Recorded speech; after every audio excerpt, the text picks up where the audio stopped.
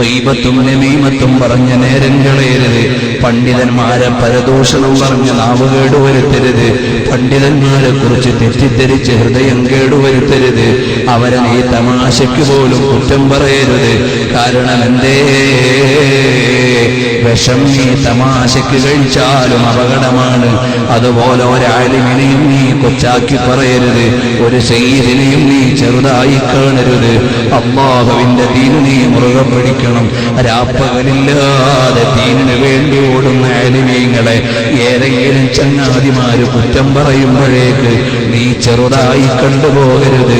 രാപ്പകലില്ലാതെ കിതാബ് നോക്കി അല്ലാഹുവിന്റെ ദീനിനെ ദഅവത്ത് നടത്തുന്ന ആലിമീങ്ങളെ നീ ഒരു നിലക്കും ചെറുതായി കാണരുത്.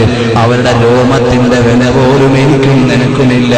അവരെ വിചാരണ ചെയ്യാൻ ഞാനും നീയുമാരുമല്ല. നബി സല്ലല്ലാഹു അലൈഹി വസല്ലം തങ്ങളുമായി ബന്ധപ്പെട്ടതെല്ലാത്തിനെയും ബഹുമാനിക്കണം. മദീനത്തെ മണ്ണ് കപ്പിത്തുന്ന മഹാന്മാരില്ലേ? മദീനയിലൂടെ പോയ നാൽക്കാലി മൃഗത്തിന്റെ കാല് പിടിച്ച് മുത്തം കൊടുത്തവരില്ലേ? അല്ലാഹുവിന്റെ ഹബീബ് ജീവിച്ച കാലത്തുണ്ടായിരുന്ന മരമായിരിക്കും എന്ന് ചിന്തിച്ച് 1500 കൊല്ലം പഴക്കമുള്ള ഒരു മരം കണ്ടപ്പോഴേക്ക് കെട്ടിപ്പിടിച്ച് മുത്തം കൊടുത്തവരില്ലേ? മോനെ, മഹബത്തിന്റെ സ്കെയില് വേറെ, നിയമത്തിന്റെ സ്കെയില് വേറെ. നിയമത്തിന്റെ അളവുകോലുകൊണ്ട് മഹബത്തിനെ അളക്കല്ലേ മോനെ.